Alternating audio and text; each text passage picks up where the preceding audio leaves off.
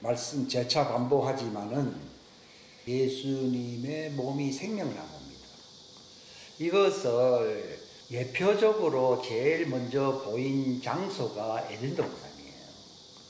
그러니까 이 성찬과 관련된 이 생명나무가 등장한 기절이 창세기 2장의 기록이 여기다 기록이 되어 있어요. 에덴 동산 그 안에 중앙에 생명나무와 선악을 알게 하는 나무가 있다 그랬습니다. 이 말 하나로 뭐 성찬의 어떤 중요한 목표를 보여주고 있습니다. 근데 놀라운 사실은 새하늘과 새 땅은 마지막 새 에덴이거든요. 실상은요. 에덴이라는 말은 즐거운 동산이라는 겁니다. 그러나 첫 번째 세워진 그 영적인 에덴 동산은 사람이 들어가서 살긴 했지만은 쫓겨나오게 되었고, 에덴 동산의 즐거움에 결국은 참여하지 못하고 아담은 고독에 고립에 처해 있었다, 이렇게 기록이 되어 있습니다. 그래서 에덴 동산에서 그 아담을 내쫓으신 이유는 죄악 중에 영생할까봐 내쫓으셨고, 그들이 자기의 토지를 개간한다, 즉 자기 육체가 땅에서 왔거든요. 그 육체와 투쟁하는 가운데서 회개하게 되므로 이제 복음을 접함으로 이제 그들이 마지막에 하나님이 약속하신 마지막 에덴에 그들이 동참하게 된다. 이것을 가리켜서 또 생명나무라 말 쓰고 있어요. 생명나무의 길을 지키시는 분이시다, 이렇게 나와 있습니다. 그러니까 이 성찬이라고 하는 것이 기독교회의 의식적인 어떤 행사가 아닙니다. 정식 교인이 되기 위한 절차도 아닙니다. 그 수준이 아닙니다. 이것은 하나님의 왕국에 들어갈 수 있는 하나님의 초대요, 그게 바로 복음인 것입니다. 성찬은 그 자체가 눈에 보이는 복음인 것입니다. 그러니까 동상 중앙에 생명나무와 그 옆에 선악을 알게 하는 나무가 있었다 그랬거든요. 이게 정말 성경 전체 핵심을 보여주는 기절이 된다, 이렇게 말을 할 수 있어요. 그걸 다 설명하려고 그러면 성경 전체를 관통해야 됩니다, 실상은요. 그런데 이 아담은 생명나무에 근접할 수 있는 자격을 갖지 못했다. 그렇기 때문에 그가 에덴 동산에서 경작하고 살았지만은, 그 동산을 지키고 다스리라고 그랬잖아요. 했지만은 고립되어 있었다. 고독했다는 것입니다. 그래서 하나님이 이 문제를 해결하기 위해서 배필인 여자를 만들었다는 것입니다. 그것도 설명하려면 참으로 깊은 내용이 있습니다. 아무튼 그는 생명나무에 참여하기 위해서는 거쳐야 할 과정이 있어요. 왜냐하면 그는 생명나무의 본질로서 지어진 존재가 아니라는 것입니다. 근데 왜 하나님이 그를 호흡을 투여하시고 숲을 집어넣었다 그랬습니까? 하시고 왜 생명나무와 있는 그 동산에 들어가게 하셨느냐? 실패할 줄 아셨지만은 궁극적으로 생명나무 체질이 아닌 아담을 마침내 생명나무에 접붙여 주실 하나님의 궁극적인 그 놀라운 계획, 사랑이 있다는 것을 알게 하려고 에덴 동산에 흙으로 지은 그를 생기만 집어넣고 들여버렸지만은 막상 그걸 감당할 수 있는 자격을 갖추지 못했다는 것입니다.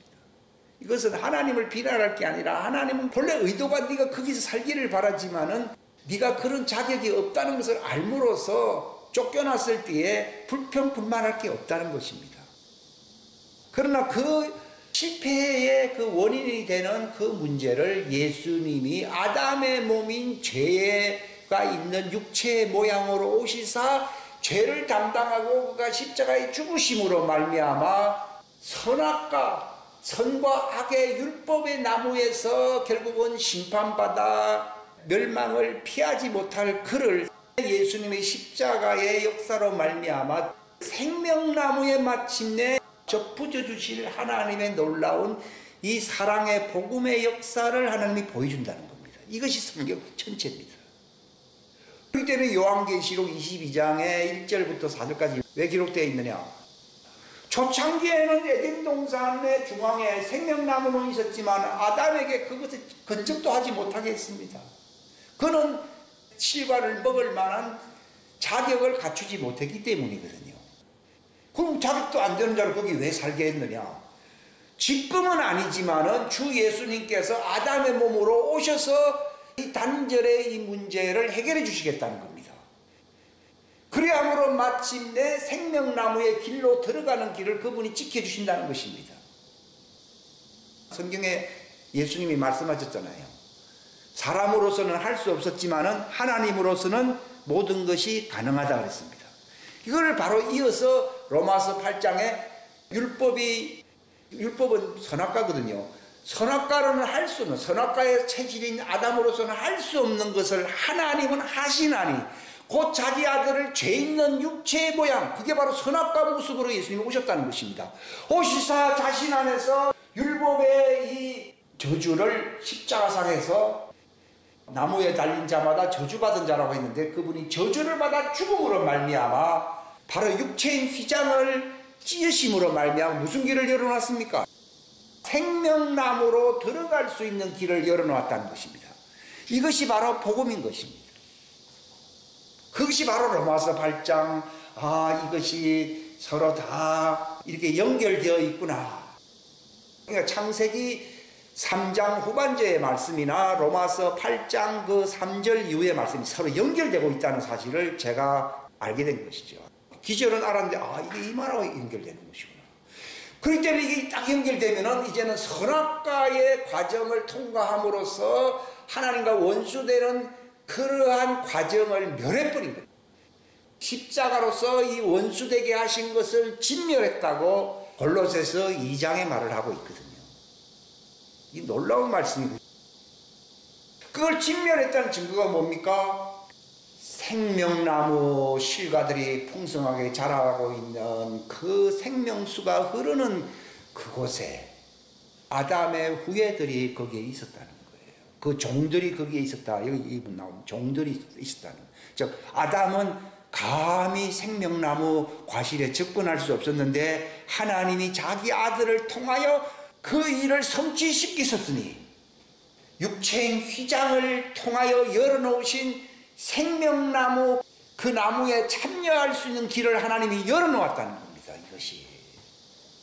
그렇기 때문에 종들이 보좌에 앉으신 그분을 바라보며 우편에 있는 하나님의 자녀들을 또한 바라본다는 것입니다. 그 잎사귀들이 어떻다 하는 말이 나오는데 바로 그들이 과실로 실과로서는 그 씨는 하나님의 말씀이거든. 말씀 체질이 아니기 때문에 과실에는 참여하지 못한다 할지라도 어디에는 참여했습니까?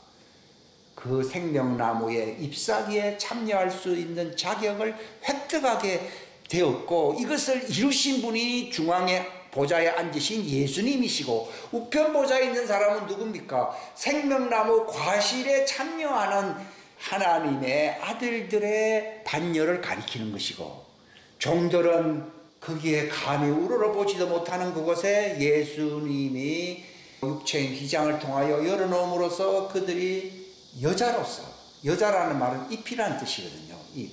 실과는 씨가 있잖아요. 그 남자라는 뜻이고요. 잎은 씨가 없어요. 씨가 없는 존재가 여자거든요. 그럼에도 불구하고 그들이 여자 부활체로서 잎사귀가 되어 생명나무에 붙어 있을 수 있는 자격을 획득함으로써 오른편과 왼편으로 두 증인으로 설 수 있게 되었다는 사실입니다. 이것을 이루신 주님의 공로의 역사에 감사 찬양하시기를 바랍니다. 그러니까 그들은 감히 하늘 영광 보좌하고는 상관이 없던 존재예요. 땅에 속한 자들이잖아요. 그런데 그들을 하나님이 이끄시사 생명나무 과일 실과는 아닙니다. 근데 많은 사람들이요, 당신 아직 율법 아래 있습니다. 더 나아가서 당신은 율법, 율법의 체질인 여자입니다. 그 말은 율법하에 있기 때문에 내가 멸망한다 그런 말이 아니라 체질은 율법인데 하나님이 예수님의 십자가 희생을 통해서 그들을 광야로 데려가서 율법하에 있는 자들을 생기를 불어넣음으로써 완전하게 해야해요. 완전하게. 그것은 세부적인 내용은 모릅니다. 그러나 광야가 왜 필요하냐?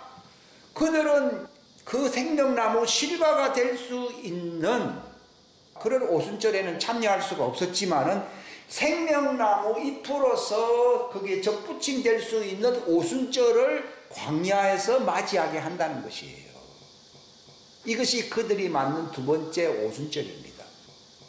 오늘날 이걸 나누지 못하기 때문에 굉장한 혼돈이 일어나는데, 그러니까 처음 된 자 아담이 처음 에덴 동산에 들어갔지만도 생명나무에는 나무가 있는 그 새 예루살렘 성에는 첫 번째로 들어가게 됩니까? 두 번째로 들어가게 됩니까?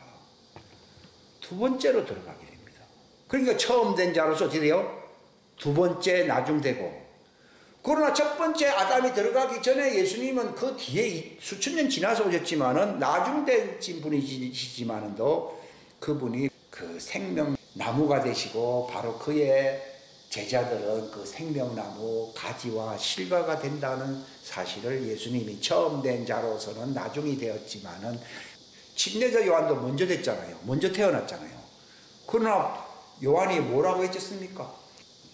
그분이 나보다 앞장서게 된 것은 실제로 그분이 먼저 앞서 있었기 때문이라는 겁니다. 에덴 동산에 들어간 것은 두 번째였지만 그러나 그분은 태초부터 계신 분이 아니에요.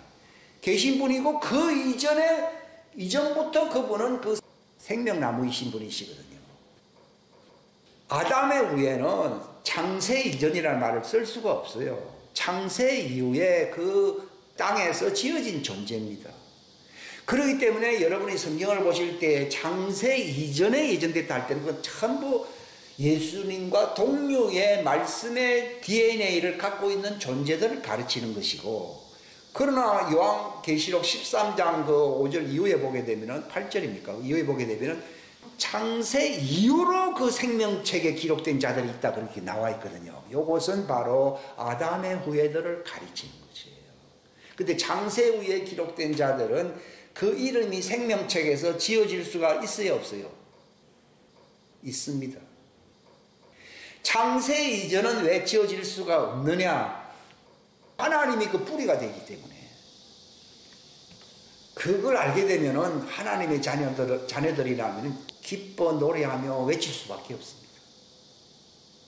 그들은 창세 이전부터 완전하신 하나님의 생명나무이신 그분과 함께 성령 안에, 생명수 안에서 살았던 존재들이에요. 자연계 형상을 지니지 아니한 영적 씨로 있었던 것입니다. 그러니까 영은 씨입니다. 여자의 씨가 어떻고 뱀의 씨가 어떻고 이런 말을 하잖아요. 그런데 왜 하나님은 그 상태로 내버려 둘 것이지 뭐 때문에 아담의 후예들과 같은 모습으로, 자연계의 모습으로 이 땅에 살게 했느냐? 그렇게 살게 하지 아니하면 하늘에 있는 것과 땅에 있는 것이 통합이 되는 하나님의 왕국을 성취시킬 수가 없기 때문에 하나님이 그렇게 하신 거라고. 만약에 아담의 후예와 같은 자연계의 모습이 우리 속에 없다고 하면요, 영적이라는 게 시간과 공간을 다 초월해버리거든요. 그러면 생활이 됩니까? 안 됩니까? 안 됩니다. 만약에 자녀들만 위해서 했다 그러면요, 이 자연계의 하늘과 땅이나 이런 거 지을 필요가 없어요, 실상은요. 그러나 하나님은 자연계와 조화가 되는 체제를 왕국으로 세우시는 이유는요, 그건 하나님이 기뻐하시는 거예요. 그러니까 하늘에 있는 것이나 땅에 있는 것이 그리스도 안에서 이것이 통합이 되는 거예요. 그러니까 육체인 휘장은 예수님이 바로 육체라 그랬는데 이건 자연계의 육체로 오신 분이시거든요. 그것을 왜 찢었느냐? 그 자연계에 속하여 있던 자들이 영계, 지성소는 영계를 얘기하는 거예요. 영계인 지성소의 그 영광의 세계로 들어갈 수 있는 길을 열어놓았다는 것입니다. 그러므로 자연계와, 우리도 자연계의 몸을 갖고 있잖아요, 지금은요. 근데 자연계와 영계가 우리 안에서 서로 모순되지 아니하고 조화를 이루는 그런 체제가 이루어진 그 몸이 무슨 몸입니까? 그게 부활입니다. 자연계와 함께 서로 융합이 되어서 영생에 이르게 하시려고 하나님이 육체 안에 오셨고, 우리도 말씀에 실어서 아담의 후예인 육체를 입고 이 땅에 태어난 것입니다. 그렇기 때문에 영계에 속한 자들은 그 영의 씨는 부모하고 아무 상관이 없어요. 그러니까 제자들 보고 땅에 있는 자를 아비라 하지 말라고 한 것은요, 자연계에 속한 그 부모는 될지라도 너희의 씨는 하늘 아버지에게서 왔다는 겁니다. 그렇기 때문에 지도자도 땅에 있는 아무개가 학벌이 있고 해서 그걸 지도자로 삼지 말고, 바로 너희들의 머리로서 창세 이전부터 함께 있었던 내가 바로 그리스도인, 내가 너희 지도자다라는 것입니다. 이걸 어기게 되면요, 삶이 무너져 버립니다. 어느 선까지, 육체까지는 인정해야 됩니다. 왜냐하면 자연계를 하나님이 부활을 시키는 것이 부활체이기 때문에 필요한 것이지만, 그러나 본질은 우리는 자연계가 아니에요. 그러니까 종들은 본질이 자연계고 영적인 것은 입혀진 것입니다. 본래 그런 게 있잖아요. 꿀인데 금 맺기를 칠한 거하고, 금인데 꿀이 맺기를 칠한 거, 이건 다릅니다. 그러니까 굉장히 겸손해요. 그러니까 그들과 같이 지낼 수 있는 것은 금이지만은 그런 맺기를 칠한 것입니다. 그러나 그들은 금은 아닌데 은이지만은 거기에다가 금맺기를 칠한 겁니다. 그러니까 서로 모양새가 비슷해지는 것입니다. 그러나 본질은, 이걸 DNA라고 저는 얘기를 하는데, 본질은 그들은 생명나무의 체질이 아니고 정죄의 직분을 가졌다고 했잖아요. 정죄의 직분이 뭡니까? 율법의 체질을 가진 사람들이다, 그 말입니다. 우리는 의의 직분이라고 한 것은 정죄하는 율법의 나무가 아니고, 선악과의 나무가 아니라 바로 하나님의 사랑의 말씀 진리가 있는 생명나무 체질이라는 것입니다. 그러니까 금 맺기를 칠한 거하고, 금인데 다른 맺기를 칠한 거하고는 다르다는 거예요. 그런데 서로 같이 공존을 할 수 있게끔 하나님이 만드셨다는 것입니다. 그러니까 그들은 본래 땅에 속한 자들이었는데 그들이 하늘에서 좌편보좌에 다 앉아있으니까 이게 웬 생신이야 꿈이냐 하면서 자기를 이 자리를 이끄신 주님을 바라보며 그들과 함께 동역했던 그 우편보좌에 앉아있는 자들을 바라보고 있는 거예요. 그리고 그들을 섬길 만한 그 자리가 얼마나 높은 자리인가를 알게 된 것입니다. 이것이 창세기 2장부터 요한계시록 마지막 22장까지 서로 관통하는 그런 맥잡기 성경의 귀절이라고 말을 할 수 있습니다. 이게. 그런데 바로 생명나무가 거기 있었지만은 감히 아담의 후예들은 어두움에 속한 이 땅의 체질로 정죄를 받을 수밖에 없는, 선악을 알게 하는, 선을 알지만 또 악도 함께 존재한다 이 말이거든요. 이런 체질로서 거기에 들어가게 된 것은 실패할 것을 하나님이 다 아셨지만은 실패할 것을 알므로써 절망케 하는 게 아니라 장래에는 너희가 그곳에서 영원히 살 수 있게 한다고 하는 하나님의 의도가 있는 것이에요. 그렇기 때문에 생명나무에 갈 수 있는 길을 그분이 지키고, 이때는 너희가 들어오면 죽기 때문에 들어오지 못하도록 화염금을 두어서 그들이 접근하지 못하도록 막았다는 것입니다. 그런데 막았던 그분이 육체로 오셔서는 내 살을 먹고 내 피를 마시라고 했어야 했어요. 바로 예수님의 살과 피가 생명나무거든요. 이것을 그분이 그들과 동일한 육체의 모습으로 오셨기 때문에 열어놓은 겁니다. 그러니까 저는 해석을 떠나서 이 성찬의 본질이 바로 생명나무인 그분의 접붙임 될 수 있는, 종들도 접붙임 될 수 있고, 자녀들도 육체는 아담의 체질이잖아요. 그것을 벗어버리고 직접 이 땅에서 부활체가 될 수 있는 그 성찬에 참여할 수 있다는 것이, 그게 바로 복음의 영광이요 복음의 핵심인 것입니다. 그렇기 때문에 예수님은 뭐라고 말했습니까? 내가 기다리고 기다렸다는 것입니다. 무슨 말입니까? 생명나무의 길을 화염금을 두어 지키면서 지금은 안 돼. 아담아, 지금은 너가 바깥에 세상에서 나가 살게 되지만 언젠가는 너희가 들어오게 할 거야 하면서 지켰던, 오랫동안 지켰던 그분이 마가 다락방을 딱 마련하고서는 한 말이 무엇입니까? 내가 너희를 위해서 함께 먹기를 오랫동안 내가 고대해 왔다. 그러잖아요. 저는 누가복음 그 22장에 예수님이 내가 이 유월절 이 성찬의 양식에 참여하기를 내가 얼마나 기다리고 고대했는지를 아느냐. 야, 그 말씀이 내 속에 막 들어오니까 예수님의 마음이 막 속에서 울렁울렁거리고. 마침 그건 창세기 3장 말씀에서 내쫓았던 그분이 들어오라고 초청한 것이 무슨 의식이라고요? 성찬 의식이에요. 하나님의 자녀들도 육체 안에서는 아직 율법 아래 있기 때문에 체질은 말씀이지만도 들어올 수가 없었지 않습니까?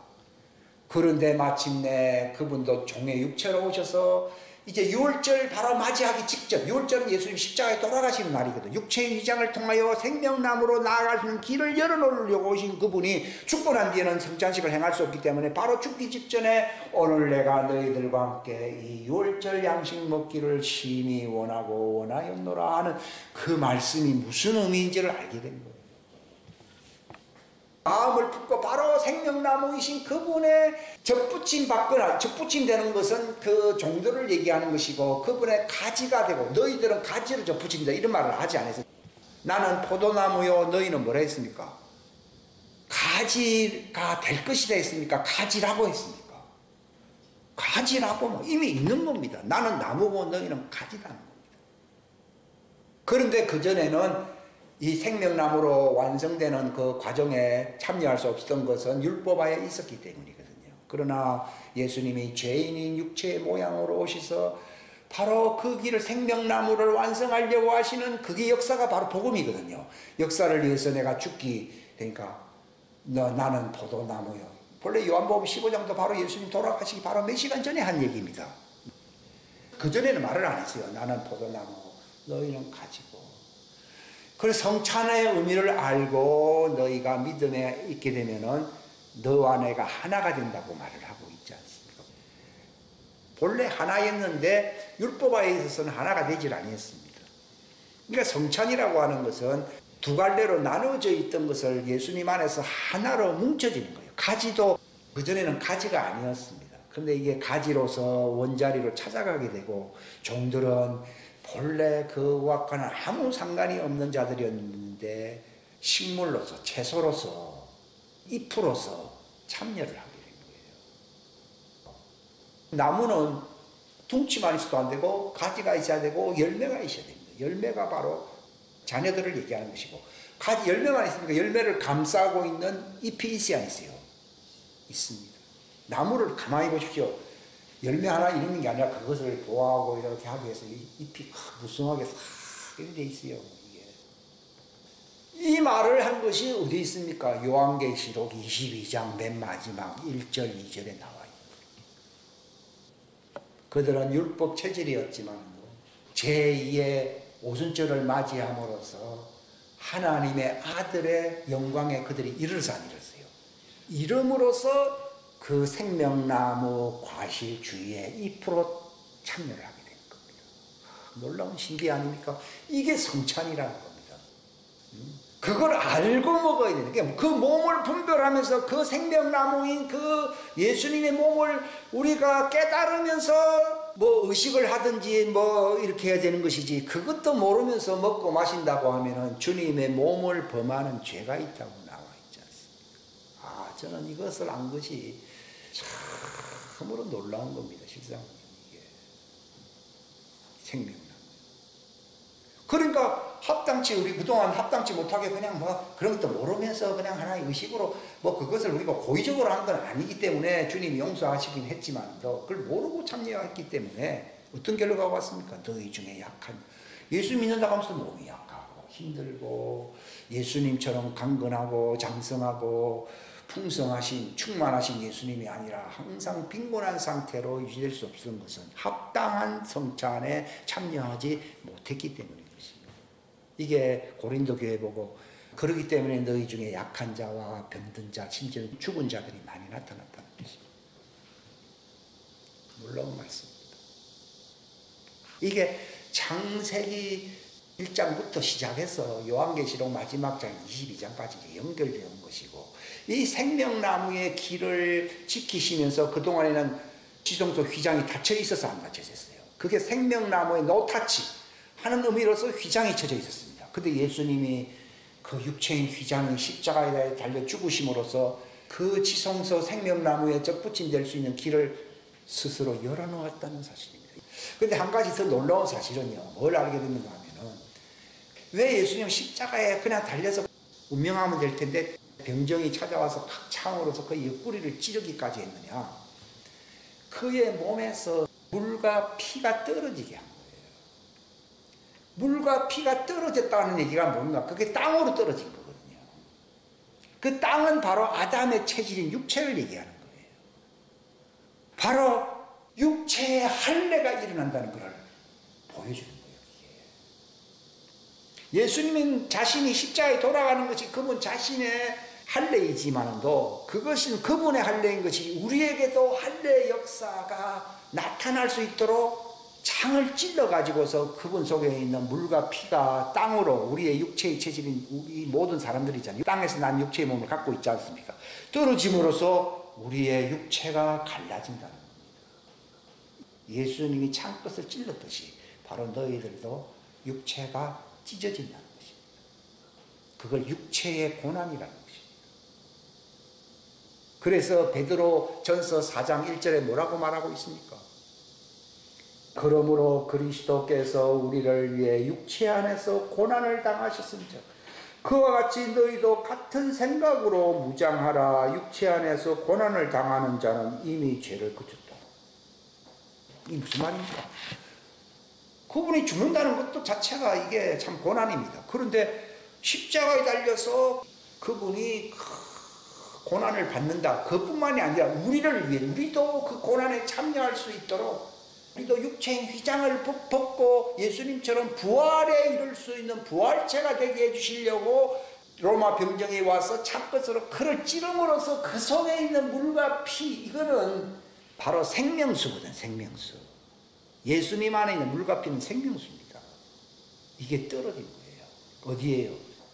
육체인 땅에 떨어진 것입니다. 이것을 딱 알게 되면요, 베드로전서 4장 그 말이 그 말이에요.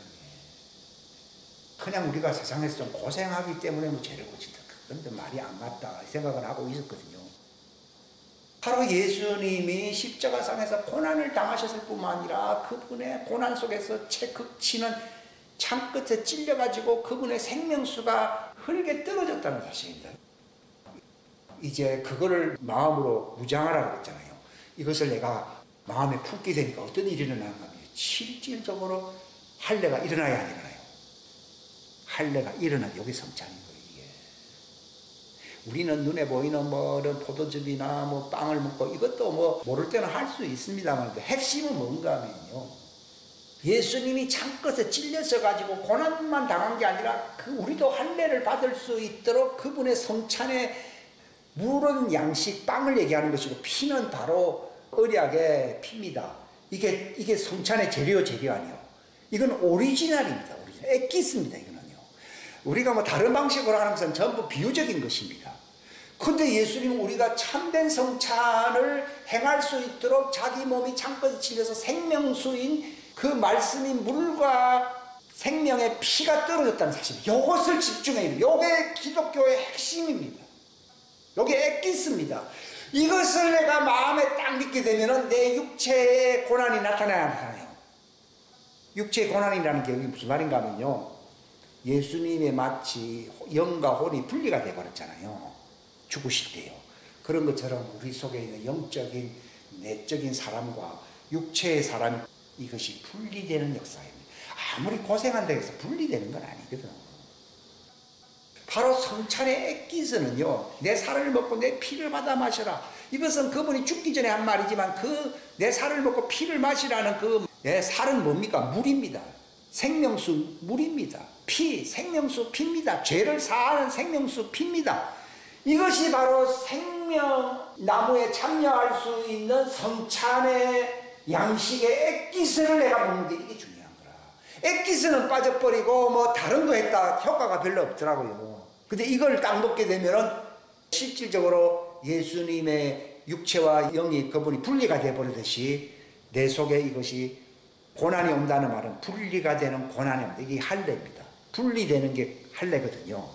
분리되는 할례를 경험하게 하는 참된 양식인 성찬의 양식인 예수님의 물과 피 액기스인 생명수를 내가 먹는다 이 말입니다. 요게 성찬입니다. 요걸 먹게 되면은 내 육체가 옛날에는 육체의 어떤 즐거움이나 육체의 어떤 만족시키려고 하는 그런 경향으로 다 사람들이 살거든요. 근데 이것이 찢어집니다. 내가 그전에는 육체의 욕망만큼은 나는 도저히 내가 감당할 수가 없다고 생각했습니다. 이건 하나님의 은혜라고 하면 가능하지만 나는 안 된다고 생각했습니다. 근데 이런 은혜를 언제 베풀어 주십니까? 왜 내게는 이루어지지 않습니까? 근데 이게 바로 성찬의 액기스 양식인 생명수 물과 피. 왜냐하면 생명이 없다 그랬거든요. 이걸 먹지 않으면 생명이 없다는 말은 생명수가 여기에 있다 그 말입니다. 이것을 내가 생각으로 먹어야 되거든요. 생각으로 무장하라고 되어 있거든요.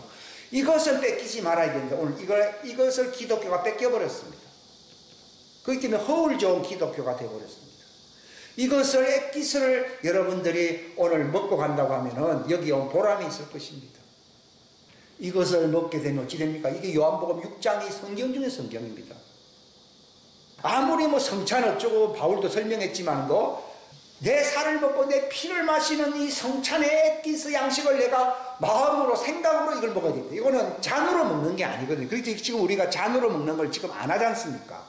안 하고 싶어서 안 하는 게 아니라 주님이 그만두라고 해서 안 한 거예요. 그러면 대체안이 있어야 되지 않습니까? 액기스를 먹으라는 겁니다. 그 잔은 뭡니까? 생각입니다. 생각의 잔으로 마시기 바랍니다. 뭘로 마셔요? 생각의 잔으로 마셔야 돼요. 이런 거는 모형입니다. 모형. 여러분의 생각을 지키라고 되어 있지 않습니까? 생각으로서 생각을 무장해야 된다. 이것을 우리 성찬회 행할 때요. 옛날에 장로교회 제가 있을 때 보면요. 거룩하게 움직이고 뭐 굉장했습니다. 그거 뭐 조금을 떨어뜨리고 하면은 뭐 징계를 받는다고 교회에서 큰 소리 치고 그랬습니다. 그 정신은 내가 조금 이해가 갑니다. 근데 우리가 무장해야 됩니다. 생각을 집념해가지고 액기스 생명수 성찬의 양식을 내가 한 방울도 놓치지 말라고 내가 이걸 생각으로 무장하라는 말은요. 마치 어떤 걸 겨냥할 때에 탁 흔들리지 말아야 되지 않습니까?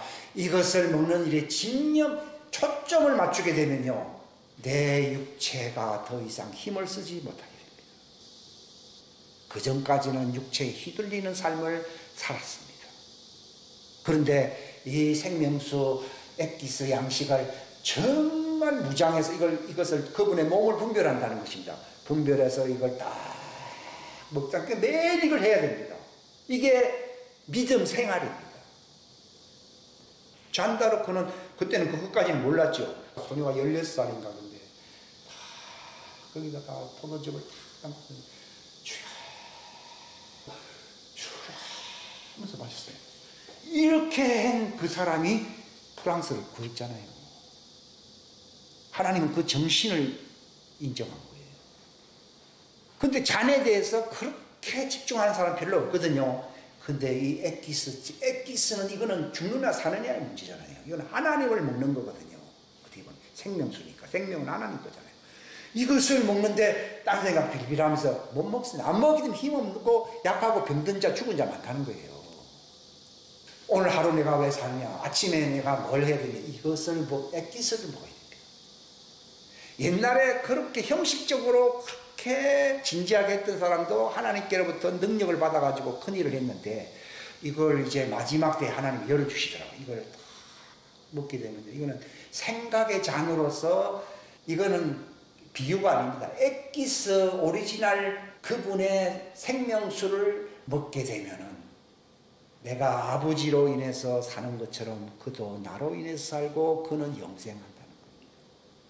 무조건 영생한다는 게 아니라 매일매일 그렇게 마시는 사람은 더 이상 죽음이 있는 육체와 전련 할례가 일어납니다. 저는 할례를 알게 된 것입니다. 맛을 본 것입니다.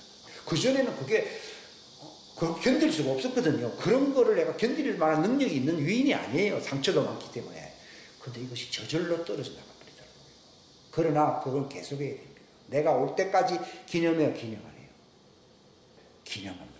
여러분, 그래서 단백질을 먹고 고기를 먹고 하는 것도 중요하겠지만 썩을 죽을 양식인 것이고, 이 생명수 양식을 생각의 잔으로서 진지하게 주님의 몸을 분별하면서 먹게 되면은 바로 육체의 욕망, 사망으로 갈 수밖에 없는 육체의 욕망이 뭐예요? 우상이잖아요. 이 우상이 내게서, 내 육체의 삶에서 떨어져 나가버립니다. 그래서 육체의 남은 때를 뭘 위해서만 살게 됩니까? 아버지의 뜻을 위해서만 살게가 된다는 것입니다. 이게 베드로전서 4장 1절 말씀이 이렇게 중요한 말씀입니다. 이 성찬에 대해서만 베드로가 얘기한 게 아니라 그 3장 앞에서는 침례에 대해서 얘기했어요. 바로 노아가 방주가 다 물에 떠물어 살았듯이 침례가 바로 그분의 그 진지한 액기스를 탁 접하게 되면은, 육체의 형식이 아니라 이걸 접하게 되면은 세상을 등질 수 있는, 세상 물 위에 떠야 돼요.